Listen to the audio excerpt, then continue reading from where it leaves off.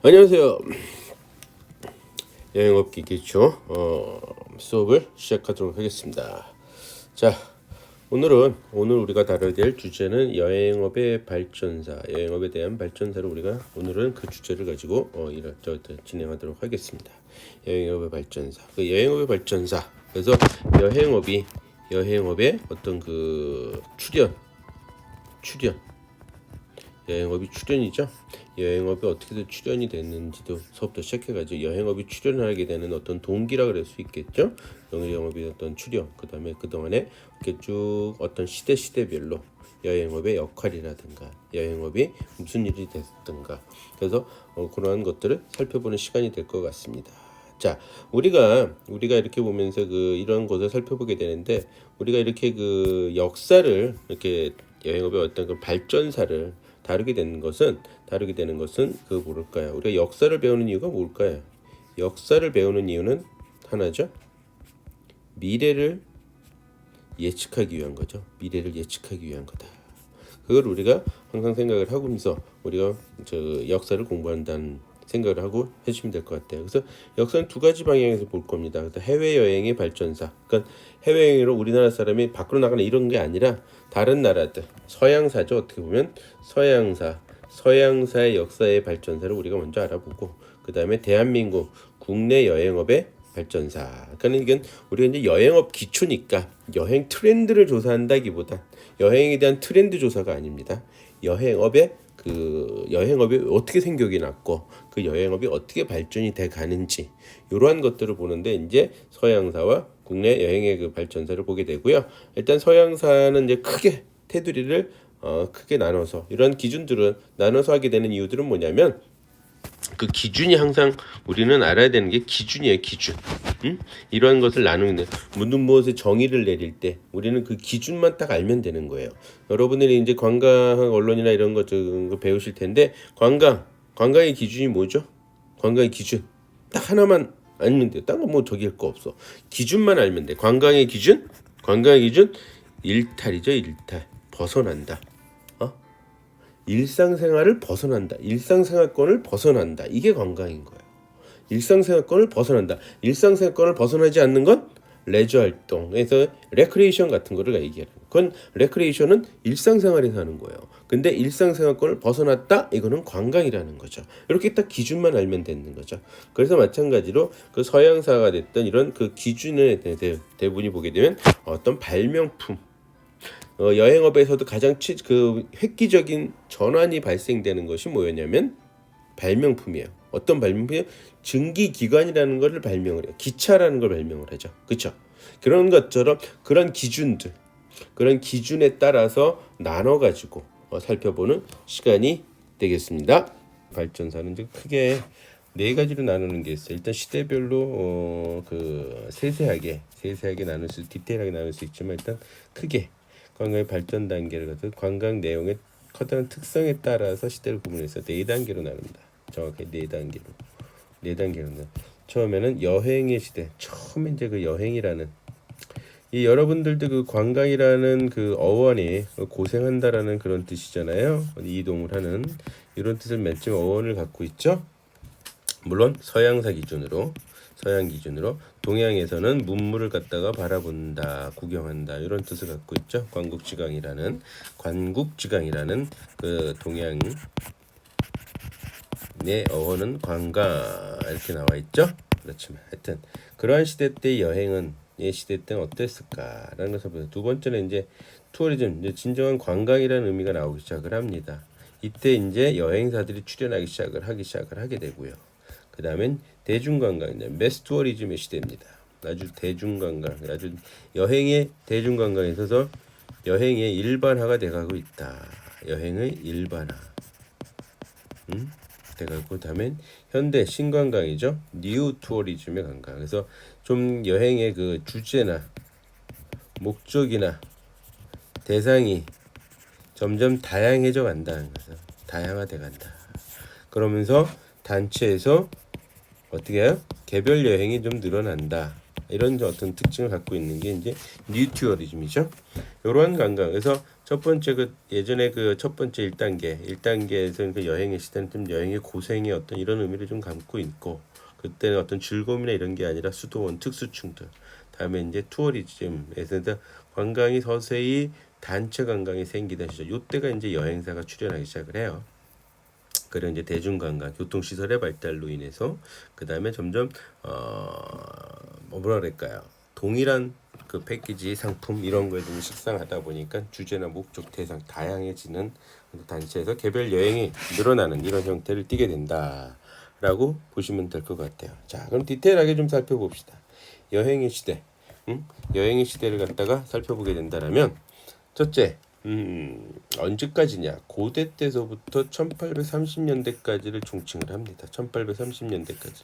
왜 1830년인가는 다음 시간에 다음 페이지에서 우리가 알아보도록.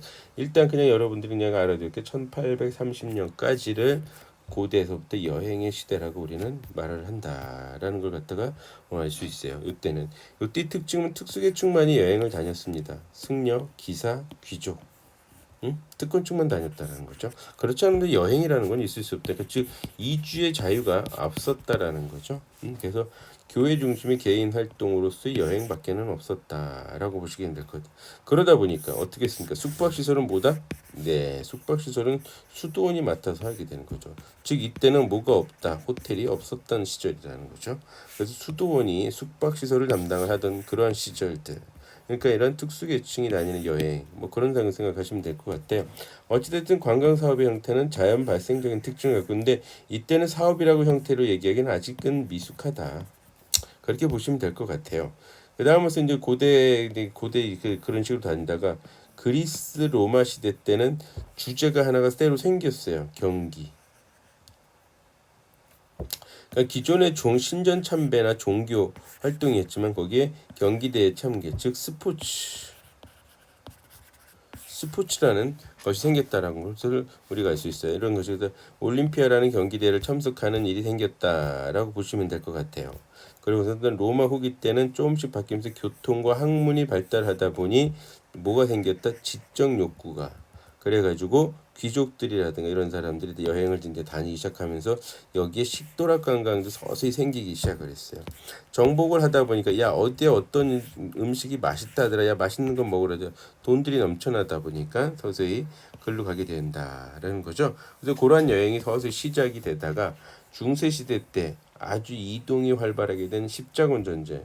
사실 십자군 전쟁도 뭐예요? 종교 전쟁이죠. 결국엔 종교 전쟁이 이때 시작을 합니다. 그 밑바탕은 기독교와 이슬람교가 이때서부터 본격적으로 어떤 전쟁이 이루어지기 시작을 했던, 발생하기 시작했다라고도 할 수 있겠죠. 그래서 어찌됐건 여행이라는 관광의 청년에서는 왔다 갔다, 이때 동양과 서양의 문물이 왔다 갔다 하게 된 거죠. 대표적으로 그런 것도 뭐 이슬람의 히잡이 베니스에 가서 가면이 마스크가 돼서 가면 축제도 생기게 되고, 그때부터 가면이 생겼다라는 게 나오거든요. 히잡에서 좀 발전된 것이 가면이다. 뭐 이런 식으로. 이때 당시에는 하여튼 그 십자군 전쟁에서 동양과 서양의 문물이 또 많이 왔다 갔다 하게 되면서 뭐라 그래야 되나요? 그 동양에 대한, 서양 사람들이 동양에 대한 인지를 좀 갖기 시작하면서 이동에, 관광에 참여를 중산층서부터 생기게 됐다. 그다음에 상업적인 목적을 위해서도 어찌됐건 이동이 좀 생기기 시작을 했고, 그다음에 가족 단위의 관광 형태도 이때 생기기 시작을 하더라라고 보시면 될 것 같아요. 그다음에서 두 번째는 이제 1830년, 이때 40년서부터 2차 세전 되기 이전까지입니다. 이때가 소위 얘기해서 투어리즘의 시대, 관광의 시대다. 그럼 왜 1830년, 40년이 이게 중요시 됐을까요? 왜 1830년, 1840년 이쪽은 투어 여행의 시대, 이쪽은 투어리즘의 시대, 진정한 관광의 시대, 뭐 어떤 이런 식으로 표현을 하게 될까요? 산업혁명이죠. 증기기관, 기차가 등장을 하게 되죠. 원천이 이 기차가 등장하니까는 대량 수송인 거죠. 이때 발명된 게 저거잖아요. 증기기관이 만들어지면서 기차가 생기고 간의 수공업이, 공장들이 늘어나기 시작을 하고, 그러면서부터 산업혁명이 일어나게 되죠. 공장이 기차가 만들어지니까 뭐야? 대량 수송 이동이죠. 단체가 이젠 됐다는 거. 기차 진짜로 뭘 한다? 단체 여행이 할 수가 있다라는 거죠. 단체 여행이 할 수 있다라는 것은 여행에서 상당히 큰 획기적인 일들이 발생하죠. 그래서 이 기차를 이용한 것이 근대 관광의 아버지로는 다마스 쿡이 단체 여행을 갖다가 운행을 하기 시작을 했다라는 사실이에요. 이것이 상당히 관광업계에서는 획기적인 것 중에 하나다라고 보실 수가 있습니다. 그래서 이때 당시에 같이 여행업을 갖다가 가장 만들었던 본격적으로 서비스 산업의 태동이 본격적으로 시작됐다. 즉 이윤을 추구하는 서비스 산업. 그 전까지는 이런 것이 제대로 할 수는 없었겠죠. 근데 이런 중간 매개체 기업이 이윤을 추구하는, 그래서 영국의 토마스 쿡이 최초의 여행사가 되었다라는 걸 갖다가 다시 한번 여러분들 말씀드리고요. 그러면서 이때는 이제 여관이 처음으로 등장하기 시작해요. 즉 뭐예요? 숙박시설이 숙박시설이 나오기 시작했던 거예요. 그 전까지는 숙박시설은 뭐가 차지한다? 수도원이 차지했죠. 이것이 숙박시설을 차지하다가 이제는 여관과 호텔이라는 것이, 여관과 호텔은 소위 얘기해서 좀 좋은 호텔이, 좋은 숙박시설은 호텔이라고 불렸을 거고요. 그렇죠? 좀 저기한 건 여관이라고 불렸었겠죠. 이런 식으로 진행되는 숙박시설이 일단 등장하기 시작을 했다. 왜? 대량 관광이니까. 그러니까 대량 관광이니까는 이동할 수 있는 기차가 생겼고, 그러면서 숙박시설이 생기기 시작을 했게 되겠죠. 거기에 이것이 더더욱 성공해서 여행을 떠나는, 그래서 유럽 대륙 횡단 여행이 본격적으로 성행하는 시기가 되었고요. 또 산업혁명을 계기로 교양관광 그랜드 투어라고 합니다. 이 그랜드 투어가 생긴 건 뭐냐면은, 사실 영국에서 산업혁명 시작은 됐지만 영국 사람들이 교양이나 이런 건 좀 떨어졌고, 식사나 그 메뉴도 먹는 것도 좀 수준이 떨어지죠. 그다음에 문화예술도 사실은 없거든요. 그러니까 프랑스 가서 요리도 배우고 문화예술도 배우고 이태리 가서도 문화예술 교육을 그러기 위해서 유학을 떠나요. 마치 지방에서 서울로 유학을 떠나니까 영국에서 프랑스하고 이태리 유학을 많이 떠납니다. 그때 그랜드 투어라고 그때 그 표현들을 하죠. 교양관광을 다닌다. 그래서 이때 아주 부호들이, 산업혁명으로 인해서 돈을 벌었던 부호들이 화인을 데리고 가족여행 같이 비슷하게 FIT인데 FIT이긴 하지만 메인은 한 명 혹은 두 명이지만 따라다니는 하인이 두세 명씩, 돈은 많고 이런 투어들이 진행되지만 어찌됐건 유학의 길을 그랜드 광 투어라고 합니다. 그래서 오랫동안 하루 이틀이 아니라 몇 개월씩, 길게는 몇 년씩, 짧게도 몇 개월은 걸리겠죠. 그런 여행이 시작되고 나오기 시작했다. 그런 시대가 형성이 된 거예요. 그런데 이때 당시에 정말 아까도 말씀드렸듯이 뭐라 그랬어요? 토마스 쿡이라는 관광산업의 가장 획기적인 한 획을 그었던 토마스 쿡이라는 회사가 생겼죠. 토마스 쿡이라는 회사가. 이 토마스 쿡이라는 회사가 생기는 바람에 여행업이 본격적인 걸 발전할 수 있었다라는 걸 우리가 여러분들한테 제가 말씀을 드릴 수 있고요. 이 토마스 쿡, 그다음에 순례, 그렇죠? 여관여행을 다시 한번 반복을 시키는데, 이 토마스 쿡이 아까 말씀 영국이나 프랑스로 되고, 이 토마스 쿡이 금주운동, 그다음 할인 이런 왕복 기체를 했는데, 제가 드리고 싶었던 건 뭐냐면 이 여행사, 이 토마스 쿡이라는 여행사가 이거 뭔지 아시는 분? TC라고 일명 표현합니다. 트래블 책이라고, 트래블 여행자 수표. 그러니까 처음으로 이런 신용거래죠. 후불입니다. 후불. 이거는 돈이지만 수표예요. 그렇기 때문에 이거 은행 갖다 주면 $200 줘요. $200 주는데 어떤 식이냐, 여기하고 여기가 사인이 있죠. 둘 다 똑같아요. 사인이 둘 다 똑같아야지 돈으로서 효력을 발휘해요. 근데 한쪽만 사인이 있으면 돈이 아니다. 그렇기 때문에 여행을 다닐 때 여기다 막 사인을 하고 한쪽만 사인해 갖고 다니는 거예요. 홍길동, 저처럼 이름이 조영훈이면 여기다 조영훈이라고 사인을 하는 거죠. 제 사인을 딱 집어넣고다, 그러면 이걸 돈으로 받고 싶으면 은행 가가지고 여기다 똑같은 사인을 제가 하게 된 걸 돈으로 줍니다. 그러니까 한쪽만 해놓으면 되고요. 만약에 한쪽만 했는데 잃어버렸다, 그리고 요거만 기억을 하고 있으면 그 은행을 가서 은행 가면 기록이 남아있을 거 아니에요. 그래서 요거를 기억하고 있으면 이 돈은 다시 나가지 않고 어떻게 된다? 막아지죠. 그렇기 때문에 이 숫자가 써 있으면 그거는 부도난 수표다, 분실된 수표이기 때문에 사용을 못하게 돼 있습니다. 그런 식으로 해서 분실의 위험도 많고 돈도 나중에 지불해야 되는 후불, 즉 신용을 깔고 이런 것을 만들어낸, 처음 획기적으로 만든 토마스 쿡의 여행자 수표라는 거예요. 처음 만들어줬다 생각해 보세요. 그런 발상을, 돈을 선불이 아닌 후불로 돈을 내준다라는 거죠. 그러한 신뢰를 만들어냈다. 그러나 안타깝게도 이 토마스 쿡 세고 최고의 여행사, 세고 최고의 여행사, 이 세고 최고의 여행사 토마스 쿡 어떻게 역사 속으로 다 파산이 됐다라는 사실이에요. 파산이 됐다. 세계 최초의 여행사가 토마스 쿡이 언제 파산됐냐? 2019년에. 2019년에 작년에 가을에 파산이 됐습니다. 그냥 버텼어도 올해 파산이 저절로 됐을 겁니다. 코로나 터지기 전에 파산이 있기 때문에 오히려 나을 수도 있겠죠.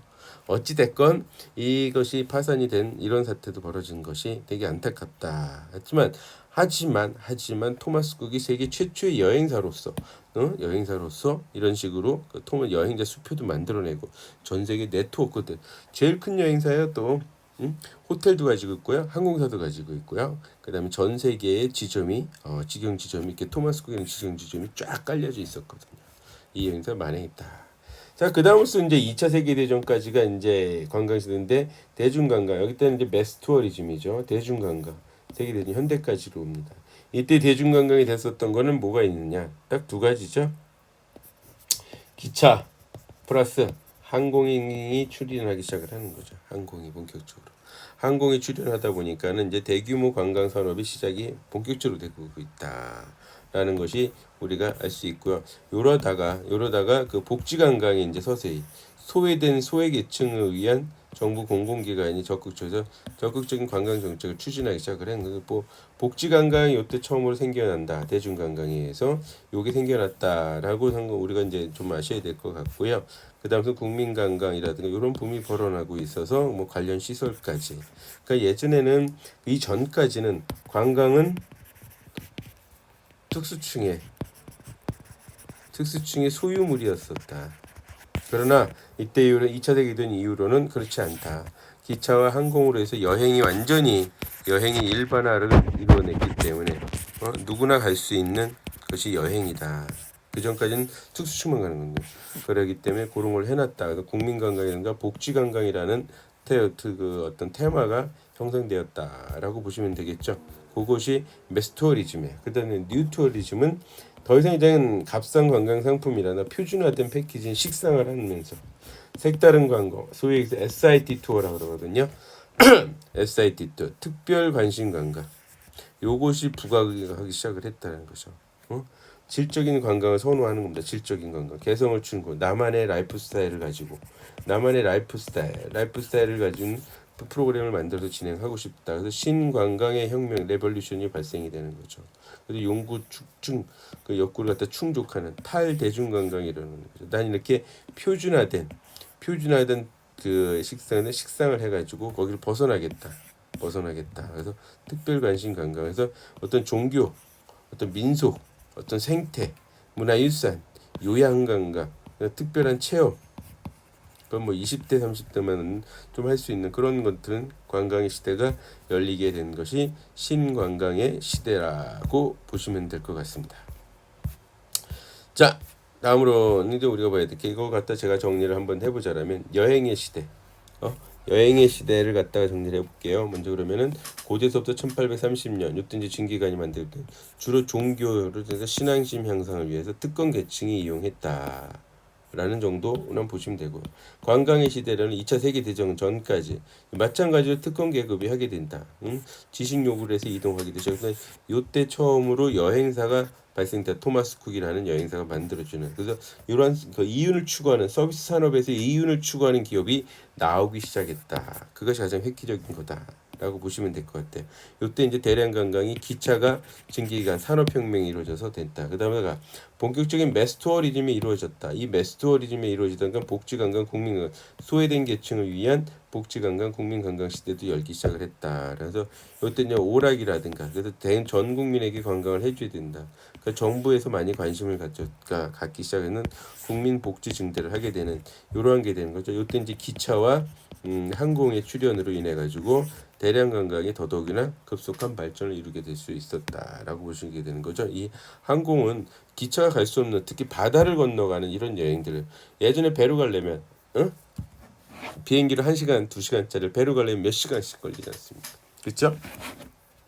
기차 항공이 나오기 시작하면서 대중관광이 그 매스투어리즘 형성이 되었다. 그래서 살트기 막 1990년대 이후서부터는 최근까지는 뉴트럴해집니다. 일반 모든 국내 개성 관광이 활성화되고 있다. 그래서 개인 혹은 가족 여행이 점점 늘어나고 있다. 그런 거죠. 그래서 목적지가 다양해지고 목적도 다양해지고 그 모임 자체도 다양해지는 이런 여행의 투어가 발생됐다라고 보시면 되겠죠. 그래서 그런 식으로 진행되고 있다라고 보시면 이 크게 시대적 변천사라고 생각하시면 될 것 같습니다. 자, 잠시 쉬었다 하겠습니다.